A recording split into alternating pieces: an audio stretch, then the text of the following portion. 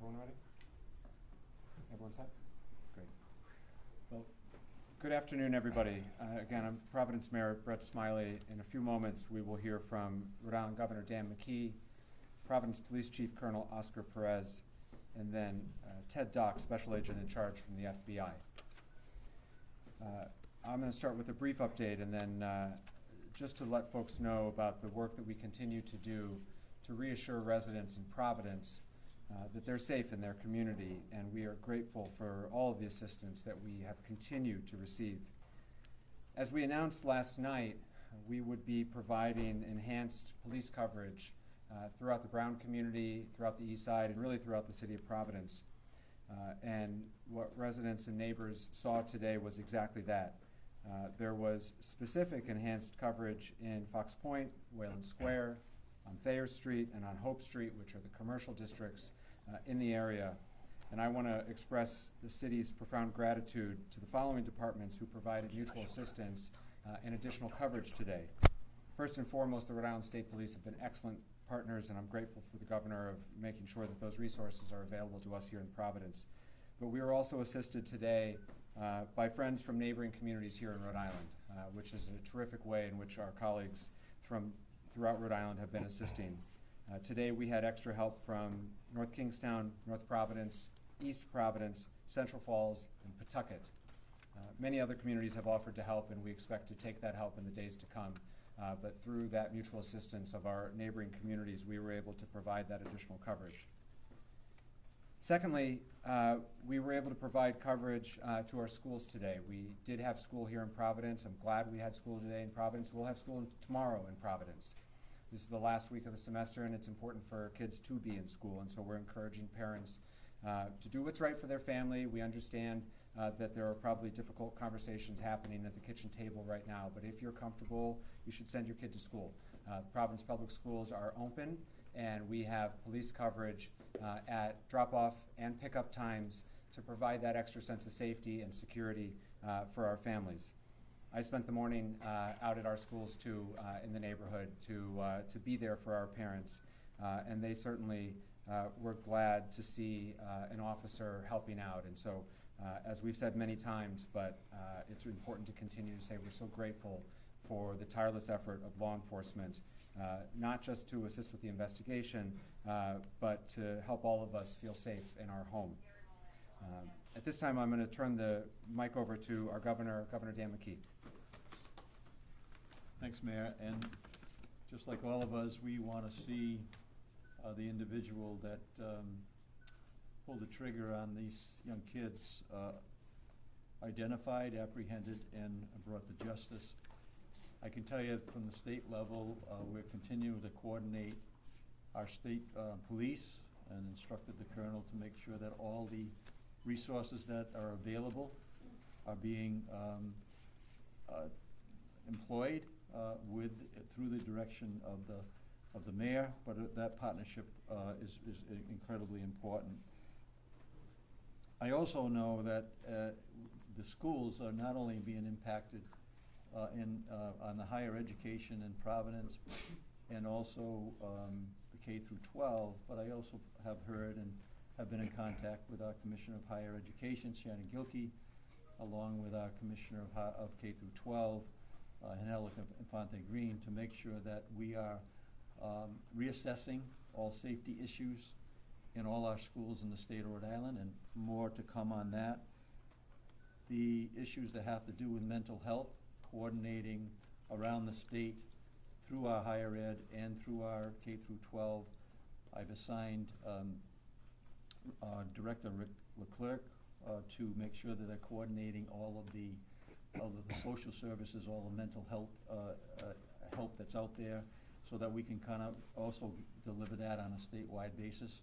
I was at Family Services Rhode Island today on Hope Street, and just seeing what they're doing, and it's being duplicated all around the state of Rhode Island. So I think it's important that we do everything we can out of the governor's office to support what's happening at Brown, the community of Brown, Providence, but also knowing that this is impacting on a statewide basis. So we're deploying that efforts to make that that make the effort to let people know that we want to do everything we can so they can be safe and feel safe. And then finally, we want to make sure that all Rhode Islanders know that everything that is physically possible is being done, and partnering in with our federal, the FBI, our state law enforcement, and also the local law enforcement to bring an individual and identify and bring that person to justice.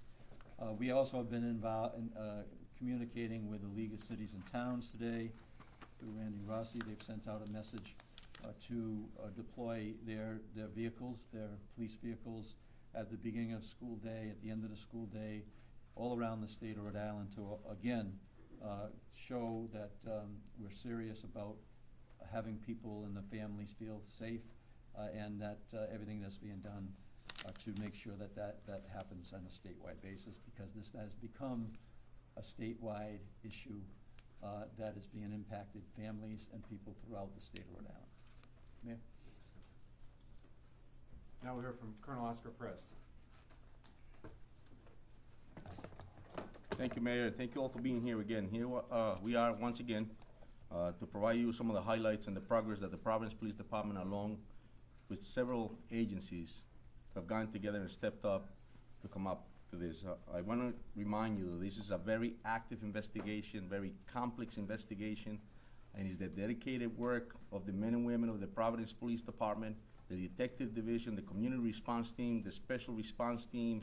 It's all hands on deck. And on top of it all, you have the state police who's assisting us, and every other federal partner that has been in this building for several hours. And I want to commend and applaud them for the work that they have done. And that includes the FBI, HSI, ATF, the IRS, the marshals, and several other agencies, analysts that are here. So it's pretty active, because we want to make sure, as the governor stated, as the mayor stated, to make sure that we identify this individual and bring him to justice. Our work that initiated today and continues to initiate for a while since it started. We're at the 49th hour, and there's no one that wants to put this individual in handcuffs than us. So this has brought us to a new lead, which I momentarily will probably will be able to provide you with. That's going to include video of this individual, as well as photos of this individual. We're asking the public for assistance to be able to identify this individual. The photos I will be able to show you are coming from the area of Hope Street near Benevolent and Manning. And those photos and those videos were retrieved around 2 p.m. on Saturday the 13th. And we believe that that's the same individual that we showed you from the previous video that we released. The public is encouraged to use the tip line, which is pretty active. We have a tip line which is staffed with officers from the Providence Police, as well as analysts, and they're taking calls as we speak. And we want the public to use that information that they have that may be beneficial to this investigation.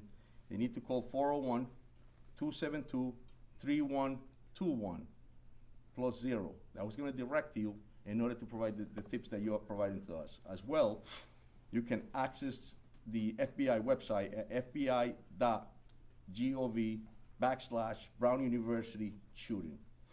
Please, I'm going to ask you all to follow our channels to stay appraised of what's going on and to stay accurate.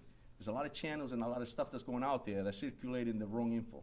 And I told you when I first met you that there's appropriate info, there's accurate info, and it's going to come from us. So I please and plead with you that you access those type of channels. Again, we're asking for the public assistance in identifying this individual that we're about to show you, and we'll release this video on Twitter, on our Twitter account momentarily. I'm going to turn to the video behind us. I'll be able to show you in 2 seconds. Officer Mangan, if you can just activate put the videos up. So this is the first video that we're showing you. This is the individual walking. It's on the sidewalk of Benevolent.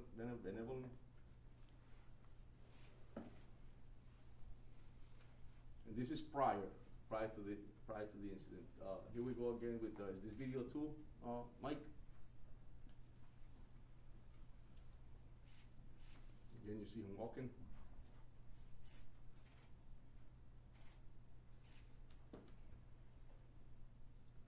Go on to the third video.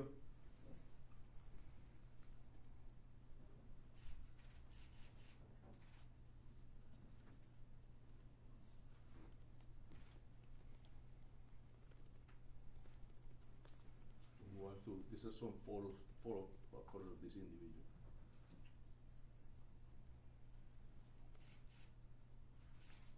And they will all be time-stamped.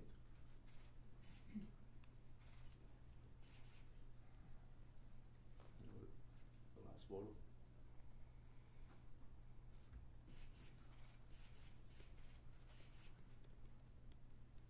Thank you. So we'll be providing this as well, and I ask you all to please make sure you put them up, and then anybody in the public that has any info about this individual, we ask that you call our tip line, and we'll also have the numbers in the website listed.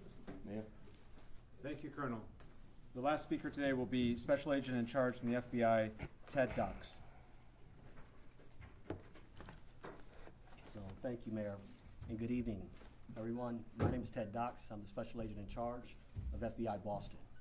We know there's a lot of public concern about the horrific mass shooting at Brown University on Saturday, and rightfully so. I can assure you that law enforcement team standing before you today has been working around the clock, 24/7, to ensure justice is fully served. While we mourn the devastating loss of the victims and those who were critically injured, the FBI and its partners are dedicated to honoring their memory through a meticulous investigation. Tonight, as Colonel Perez stated, we are renewing our call for the public's assistance in seeking any and all information about the shooter. No amount of information is too small or irrelevant. We are also here to announce the FBI is now offering a reward of $50,000 for information that can lead to the identification, the arrest, and the conviction of the individual responsible, who we believe to be armed and dangerous. We're asking everyone in Rhode Island and beyond to review the new images of the suspect, share them on social media, and come forward if you have any information. You can contact the FBI at 1-800-CALL-FBI or the tips provided by the police department at 401-272-3121, or you can also provide tips electronically and submit it to tips.fbi.gov. We're also doubling down on our efforts to obtain images and video of the shooter. Those can be submitted online at fbi.gov/Brown University shooting. Our agents and analysts are fully embedded with our law enforcement partners, including Providence and Rhode Island State Police. We are tracking down leads, canvassing neighborhoods, and developing intelligence. And right now, our evidence response teams remain on campus processing the scene. And folks from our lab from Quantico are documenting the trajectories of the bullets to reconstruct the scene. It's painstaking work, and we are asking the public to be patient as we continue to run down every lead so we can get victims, survivors, and their families, and all of you the answers you deserve. Thank you. Mayor, can you tell our chief prosecutor to say a statement in Spanish, please, for Spanish media? Thank Yes. Gracias, sí, verdaderamente estamos acá esta noche para demostrarles los highlights del progreso que hemos hecho en el departamento, y quiero identificar que es una colaboración del Departamento de la Policía de Providence, el personal de este departamento, también incluye las policías del estado, obviamente los federales partners de nosotros, como el FBI, el HSI, el ATF, el IRS y también la oficina de los marshals también están incluidos.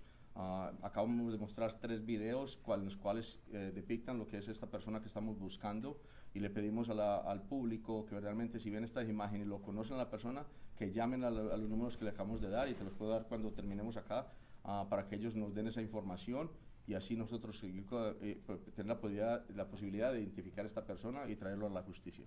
Colonel? Mayor, Colonel, Mayor, Dan, go ahead. Hi, Mayor Dan Jada from NBC 10. I just want to ask a question. These videos and images were actually very good that you just showed. They were from the day before, and I'm just wondering, why didn't we release these a little bit earlier? Did you just get them today? And can you explain it? Because that's going to be a question from viewers. Of course, and that's a great question, Dan, and I'll tell you that it takes time. I've mentioned it before, that investigations are very complex. And when you're doing canvassing areas or when you're developing evidence, Sometimes you get directed to another direction, and then that's what makes you go back to certain areas and continue to investigate. Here we are at the 49th hour, but I gotta commend the dedication and professionalism of all of us that I mentioned earlier, because it's that passion to bring someone to justice that led us to get this info that we got today to be able to provide to you. Colonel, are you still leading the investigation? 1 second. Sorry. With these images and videos, are you all going to distribute them so the media can distribute them? 100. And then, you are. So, And then, yes. Mr. Attorney General, yesterday you made it clear, we didn't have an image of this person's face. Now these images show we do have this person's face. Is this going to be key in solving this case, which you seem very dedicated in doing? Yeah, look, I think, as I've said multiple times today, that these investigations are like threads that you pull on a garment, and some of them you pull and the garment doesn't open up, and other ones you pull and the garment comes undone. I think when you go out and get a better image of the person's face, that can only help the public, help us identify this person and confirm that they're the right person when that time comes. You know, the prosecutors today have been working with the law enforcement agents and police officers to advance this investigation, and I would describe today's work as making steady progress to identifying the person that we saw in the video that was released yesterday, and the sooner we can identify that person, the sooner we can, I think, blow this case open. But that's work that has to happen in the next 24 to 36 hours. Mayor, It's led you to believe that there was no further threat to the community today. You mentioned yesterday that there was no additional evidence. Can you just expand upon that to? Yeah, it's the same as yesterday, which is ever since 4:05 on Saturday, which was when the first call came into Brown.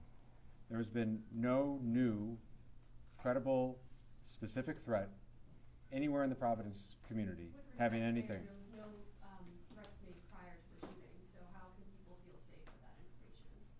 The way in which we are trying to reassure our residents is through a noted, visible police presence throughout the community. It is going to be hard for my city to feel safe going forward. This has shaken us. That will be true tomorrow. I suspect that'll be true the day after the general convicts someone. This is a process to restore a sense of safety. But we're going to take those step at a time. And the first step, and what we're trying to provide today, and which we did well with the assistance of our neighbors, and we're grateful for it, is a noted, visible police presence to provide some confidence for families that are taking their kids to school, people who have to get to work a shift. You know, I spent lunchtime today walking down Thayer Street, and for our guests, Thayer Street is the commercial district right adjacent to campus. And I talked to one of the women at Antonio's, which some of you know is a pizza by the slice joint, and she said, I didn't want to come to work today, but I needed to work. I needed to take the shift, and that's a very real thing happening in our community right now. But she noticed, and she appreciated the fact that there were patrolmen walking up and down Thayer Street. It made her feel a little bit better. And when she comes to work tomorrow, I hope she feels a little bit better after that. That's where we are right now in terms of restoring a sense of safety to the community. And that's what we're going to continue to try to do. Mayor, to that point. Colonel. Bill, go ahead. Mayor, 2 questions. Yeah. To that point, a lot of people scared right now, a lot of people confused right now in the city. Can Yeah. you speak to them directly, summarizing what you just said or any other thoughts from the heart? Yeah. Your take right now is Providence safe? Yeah. Providence remains a very safe city, and Providence receives really the best law enforcement, I believe, in the country. And today, especially at this moment, it's being augmented by great professionals of other Rhode Islanders, the state police, and others, and our federal partners.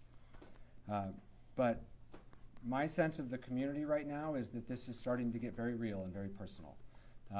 And I heard that today. I heard that last night at the vigil. We're all 2 degrees of separation from one another. And now people are starting to share stories with one another of, oh, my neighbor was nearby, and oh, my friend's kid was supposed to go to that review session but didn't. I'm starting to hear those stories, and I think all the Rhode Islanders in the room are starting to hear those stories. I heard that story again today with one of our customers is one of the teachers, and so it's starting to get very personal for our community, which is hard. And that's, I think, where we are sort of emotionally in the process. But we're here for one another. That's the scary side. The upside is that this is a tight-knit community that looks out for one another. The governor was there. All the officials who were up here with me tonight were with us at Lippert Park last night. It was 10 degrees. It was loosely organized. And yet hundreds of people came out because they wanted to be with one another. They were hugging their neighbors. They were crying. And they were offering each other support. So this community will heal from this. We will move forward. But that doesn't make light of, and I'm certainly not making light of, the fear and anxiety that persists. But the only way we're going to move forward through it is one step at a time, and today's one of those steps. Colonel, can I ask a question? Colonel, can I ask you a question? Go ahead. Colonel, Yeah. do you have any idea what kind of firearm was used in this shooting, and you know how many rounds were fired? Do you have any details of that nature? It was several rounds, and it was a small caliber, actually 9mm firearm was used. And it was several rounds into it, and obviously, as we all know, the casualties and the injured people, it's just terrible, so yes. Colonel, can you add 2 questions? Yes. Who is the lead investigator on this now? And secondly, what do you believe that a person of interest was doing in that video and those pictures that you obtained? Yes, so the first question, the lead is, obviously we're taking the lead, but Okay. we couldn't do this job without the assistance, as I mentioned, and collaboration of all the different agencies and municipalities. Okay. This is a team effort. This is important to us. As the mayor stated, it has shocked the city, and a lot of people are concerned. So this is an effort to put handcuffs on somebody, and it takes a whole team to do that. Hold on. My second question is, what do you think he was doing? Was he staking out the area? Because this was the day before the shootings, correct? Correct. And so What do you think he was doing? That's it. Was it hours before or days before? So it was a few hours before, and I'll tell you that at this point, that's all we have. So it was a few hours before what he was doing. We'll be able to find out further once we come to investigate. Sorry, is that Colonel, with Go ahead, John. Go respect ahead, John. John DePietro, Road Patrol Life. Can you talk about, is it unusual to change the direction of an investigation as it's going on? That's a great question, John. I think that, all detectives throughout this nation and in the world understand that when you're investigating a case, it takes different paths. You start somewhere, you start here, and all of a sudden, something else pops off, and you're going in a different direction. And that's what happens. It's complex. And at the end of the day, you have to investigate. You have to pull every rock. You have to look at every video. You have to examine evidence. You have to check ballistics. It just takes a lot of work. You have to interview witnesses, and sometimes that takes you to a whole different path. And as a police officer and a detective, you have to make sure that you don't get into the tunnel vision in order to be able to get right answers. So yeah, they do change. Go ahead, Colonel, Steph. just real quick on the Sorry. trajectory of the. Go ahead, Steph. Concerned that the more time passes, it'll be harder to make an arrest? I tell you, every minute, In a couple days. every minute counts. Every minute counts. But what doesn't stop is the dedication and professionalism of this department as well as our partners. Colonel, the video that you showed us. Colonel, the video. Staff. Believe that any of the victims, whether the victims who died or the others, were targeted by this shooter, or that he was just shooting randomly indiscriminately? That's all part of the investigation, Steph. Yeah, so we'll continue to investigate And then further. Can you also explain, the FBI today was searching in the bushes and kicking around the snow, or moving the snow on Waterman Street. We have known since Saturday that the potential suspect walked down Waterman Street. It was in the first video. Why would you be now looking in the bushes for something on Waterman Street 2 days later after it had snowed? So I just answered John the same question on how investigations, they turn and lead you in a different direction. We might have used all our energies in the first few days to investigate something, and here we are now heading back to that same place to continue to investigate, and that's why you saw that, because the investigations change on a daily basis. The travel of the 911 call or emergency calls that came in, when the first 911 calls to come in, were those dispatched by Brown University Police or Providence Police? It was dispatched by the 911 center, and yes, we responded immediately within minutes. You saw the Providence Police Cruiser pulling up. So Providence has been lead investigator on this from the beginning? That's correct. Patrick, Just real quick. Patrick, have you received any leads or indication on whether this was personally motivated, political, or otherwise? Is there any threats to Brown that they've turned over that would give us an indication of why this might have happened? It's a great question, and that's something that we're all asking ourselves, and we'll continue to investigate to be able to get that answer. Colonel, based on the new, Do you have reason to believe that this person is no longer in the community? Because can you continue to try to reassure the public that they are safe, but you also just said that this person you believe is armed and dangerous, so how can both be true? Well, yeah, right, and that's something that's unknown, but like the mayor stated, I'll tell you that we have enhanced enforcement in that area. We have, Steph stated earlier, we have a lot of officers in the area, so in that sense, it's going to be safe. But however, as well, I just want to remind the community that our priority in law enforcement and in the city is to keep our constituents safe, keep them informed, and to keep them committed, to understand that we're a professional, we're dedicated, we're going to put somebody in handcuffs, and we're going to continue to do this job. So I want to know. Reason to believe that they are no longer in this community? That's something that we're continuing to investigate. Colonel Perez, just real quick, Tom Quinlan, WPRO. On the trajectory of where this guy went from the videos that you saw, where is the last place that you would, you have clear video of seeing him? Is it like, are you still getting video from houses in that area? And, you know, Colonel Weaver, just real quick, in terms of the state's response, how much enforced patrol, we know about the enforced patrol in Providence, but are you putting throughout the state to keep the highways, you know, keep an eye on the highways? We have increased our patrols throughout the state, and we will respond accordingly to any requests for additional assistance. This is a collaborative effort, not only from our uniform division, but also our detective bureau is embedded here with Providence and our federal partners, and we will not stop until we find out who the suspect is and bring them to justice. Question for Attorney General Navarro. I just want to clarify something, because it seems that we're a little confused as far as the video itself. It says 2 p.m. It was their day off 2 hours prior. So where Colonel, 2 p.m. based on the pictures, Colonel. Let me just finish with Go ahead. Go ahead. Thanks, Darren. You're welcome, Tom. Where's the last video that you actually have video from in that It's area? in the vicinity of Hope Street between Benevolent and Manning Is Street. that, and that's before the shooting? 2 hours. That's correct, yes. 2 hours, right? 2 Yeah, hours 2 before. hours prior. Okay, my turn, Bill. Tom, this video that you just released, more than anything, is key to wrapping to this case, okay? We have a closer picture of his face. We have a closer picture of his body. Based on that and witness interviews, do you have a new description of the person of interest now? Because he looked like a guy just walking around, you know, the neighborhood. Is there a new description you can give us about him? There is, and it will be on that poster that we're going to be releasing on the images, and the height, weight, and things of that nature are all posted on that. Do you think he lives in the area? It's something that we're investigating then. Other manhunt instances, Dime. Desde ayer se ha filtrado a la prensa Sí. el nombre, la fotografía y hasta la casa de la persona del interés que estaba bajo custodia. Sí. Ella responde esta pregunta con dos idiomas. Sí. Hoy habían algunos medios haciéndose eco de que había una segunda persona de interés en custodia. Este no es el caso porque no he escuchado absolutamente nada en esta conferencia que se refiera a eso. ¿Me puede usted decir cuánto o cómo están manejando ustedes la información dentro del departamento y cómo se está filtrando a la prensa? Claro. Porque esto crea confusión, obviamente. Sí, sí.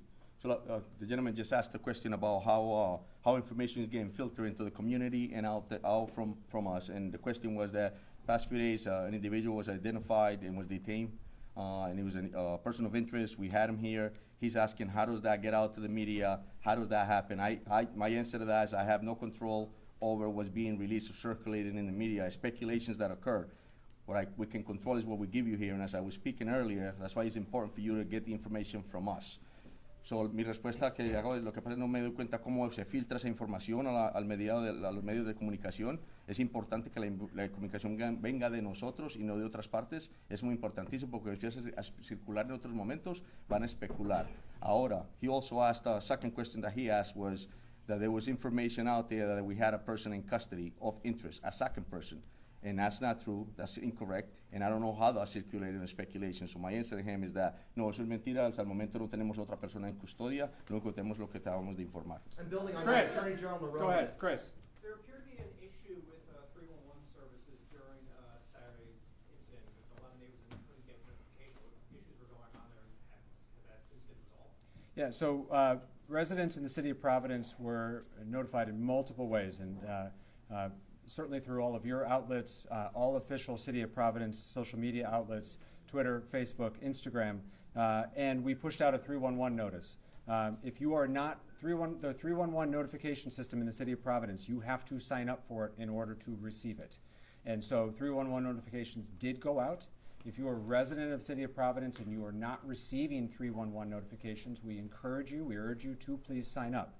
You can do so at the city's website. 311 notices have continued to go out throughout this entire incident, including up as recently as today, this afternoon, to clarify a false report with regard to a report of shots fired, which was found to be unfounded.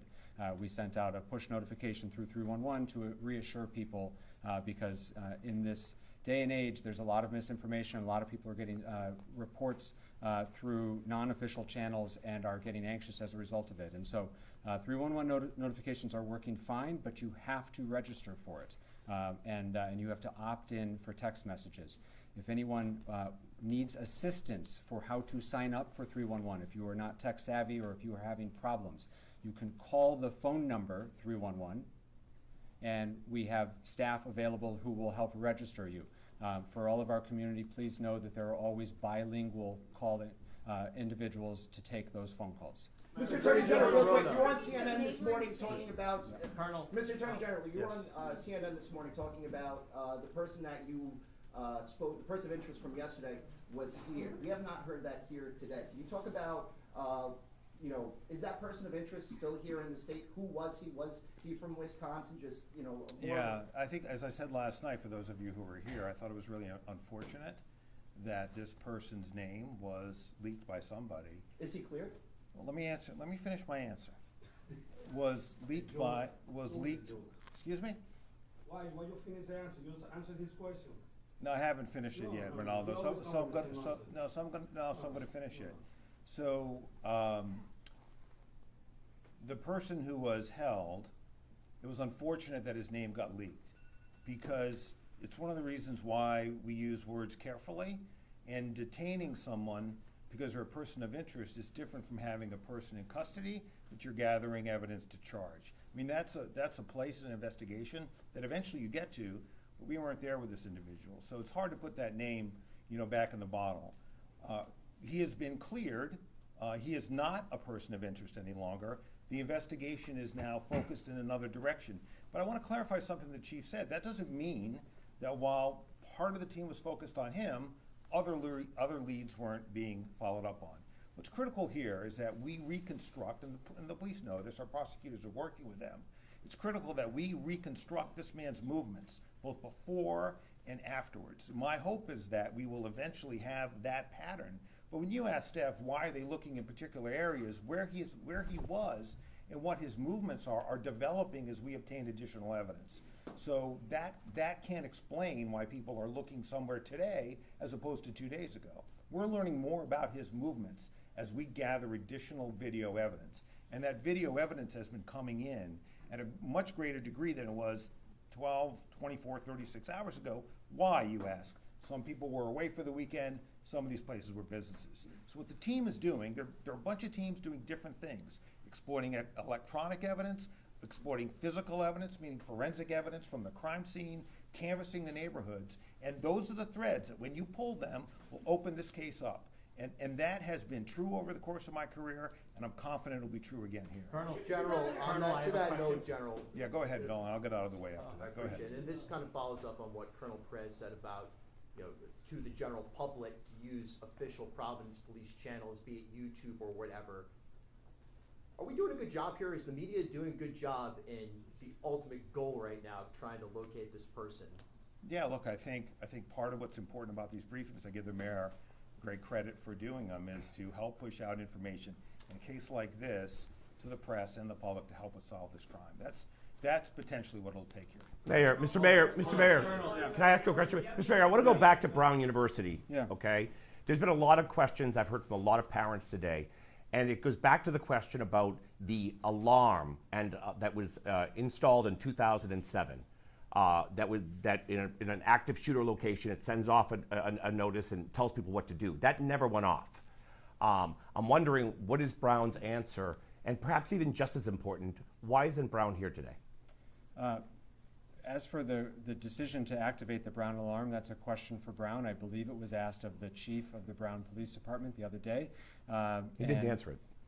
You'd have to follow up with him. Okay. This is not a decision that the city of Providence or any of the other law enforcement partners that you see behind me can trigger that alarm. I don't know the answer to that. We continue to work very closely with Brown, and it is no lack of support, or there's nothing to read into the fact that they're not here today. We have meaningful. We felt like there was meaningful updates to make with respect to the investigation, the video and photos that we shared today. Brown is not a part of those updates, and so we have all of the relevant agencies who are working on this and where we are in this investigation today, and that's why who you see here is here. Right. Go ahead. Concerns about why Brown didn't have those sirens go off? Have you had those conversations with them? Again, Brown has to answer that question, but it is clear that, and the Colonel mentioned this, and we've talked about it a couple times over the last 2 days, the police response to the initial call was swift, timely. We don't believe there was any, it could not have happened any faster than it did. And so I can't speak to, honestly, don't know a lot about their alarm system, and you'd have to ask them about it. But in terms of our response, it was nearly immediately. There's a lot of presence in that area, and Brown PD responded very quickly. In all due respect, Mayor, though, we can't ask Brown if they don't show up. Well, you have their contact information, and I would encourage you to reach out. Please, straight back. Mayor, can I- I'm sorry. Do you have any update on the victims who are still hospitalized? Have you spoken with any of them or the families? I don't. There's no degrading of their condition, but I don't have the latest status of them. I've not spoken to them since yesterday, although I know other people have, and we're happy to try to get you an update for our next. Mayor, I have a question. Mayor, I have a John. question for- Okay, hold I have a Brown is question to for- blame here, for saying Colonel. that the onus of this tragedy is on the school itself. Do you think that's a fair criticism? Do you disagree with what the president is saying in response to the shooting, sir? Who's the question for? I'm sorry. For Governor McKee. Repeat the question, please. President Donald Trump has said that Brown University is to blame for this shooting and saying it's the school's problem. Is that a fair criticism, or do you disagree with what the president I don't think it's a fair criticism. Colonel. Can you expand on that, sir? Why not? Because Brown University is not collaborating with you guys. You're lying to the press over here. They have facial recognition. We know that because they follow the student, they follow everybody in the neighborhood. We've been in Facial conversations. recognition. They need to release that data to everybody know who the guy is in the video. We got the video Saturday. Governor, Why you guys release a video today? I think I answered the question. All right, guys, hold on. listen. Colonel, I have just a question. John, please, just for a second. A couple things. First of all, Brown University and Brown Public Safety, Brown Police Department has been a close collaborator throughout this process. That's not I do not accept that criticism. Come on. We know that. Secondly, everyone you see behind us, we've all been working for now 49 hours. We're tired. We're serious about the task at hand. I know all of you have been working very hard, and I suspect all of you are just as tired. The press has been a great partner in pushing out relevant, factual, timely information, and we are grateful for that. This crowd has grown a little bit over the last 48 hours, and I know that people are weary, and so I'm asking, please, for a little bit of patience and grace, and we have been fully transparent. We continue to answer your questions. We will continue to do so. But the best way to inform the public and to ask for their help is for these opportunities to not degrade into baseless accusations, and we will point them out when we hear them. John, go ahead, please. Question for the Colonel. Colonel, we learned, you revealed that the shooter used a 9mm. Now, there's a report the shooter yelled something right before his shot came in. Could you tell us what that was? Yes, part of the investigation, John, and yeah. Now, the only reason, hold on, the only reason I asked that, though, is, for instance, like with the Unabomber, his brother recognized the writing. So it's possible a friend or family member might recognize if the person said something that was significant. Correct. So that's why you don't, Other than the 9mm, is there anything else inside that auditorium that you could tell us? No, that's correct. And listen, like I said earlier, investigations will bring us to evidence that we need to collect in order to be able to prosecute. But he did yell something. With that being said, we're going to continue to collect evidence, and if it leads us to something to that nature that's going to be extremely helpful for us to identify somebody, we'll be the first ones to put it out. Are any Alex, Go ahead. Alex. With how much time has elapsed at this point, do you have any evidence that indicates that this person is getting help, or are they a lone wolf in this situation? Yeah, so we'll continue. Those are great questions, Alex, and I think that's something for us to continue to investigate. This is active and it's complex, and so that we may have an answer to that they by themselves, but that's not something that we have ruled out, and we won't do that. So. To the left here, please.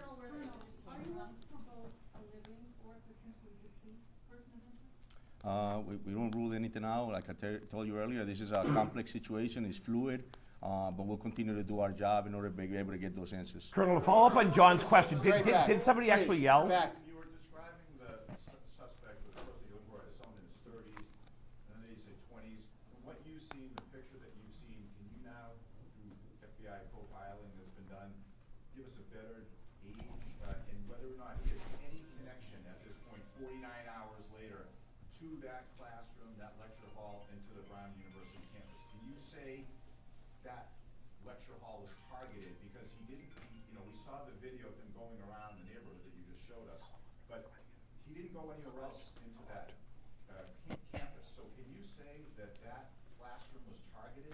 I'll tell you that what I can tell you is that this individual definitely targeted the Brown University, because clearly we're here speaking about that. And I can also tell you that obviously it's something that we're looking into as far as if there's anything else that he was targeting, but it's all open. Was there another question to that part? I asked you about approximate age, because Yeah. this is the first time we're seeing his face, and just like with the marathon Yes. bombers, when the authorities finally put those pictures out, Yes. within hours, Yes. those people came up. So now that for the first time the nation is seeing this image, Correct. frontal image of this suspect, Yes. what are you able to, and the SAC from Boston Yes. especially, what are you able to now determine? And we have that, and they have been extremely helpful, and we're going to be able to provide that to you so that you can put it on your own websites. Colonel, can I just... Dan's got the last question, and then we're going to wrap it up. All right, I want to ask two questions, and if I could, Mayor. To follow up on John's question, did the suspect yell, like has been reported, and there's been some erroneous reporting, but did he yell when he came into the classroom? And how valuable have witness statements been from those who survived? Listen, my heart goes out to the victims, it goes out to the families, and I'll tell you that their cooperation has been extremely helpful. And with that being said, we'll continue, and I'm going to respect the fact that, and I hope that they get better, and my heart and soul goes out to them. So. Did he yell, though? Did he So say that's something? That's something that we're investigating. We took statements, and we have to confirm that. So, We're we're gonna wrap it up here. For your planning purposes, we will continue to brief in this location until we say otherwise. We also, unless there's a significant update, we don't expect to brief further today, and expect to do this again tomorrow. Obviously, it's subject to change. Please make sure you're on the press list. If you're not, you can see Josh. That's how notice will be made.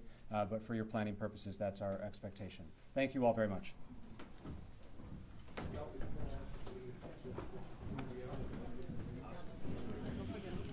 Thanks again.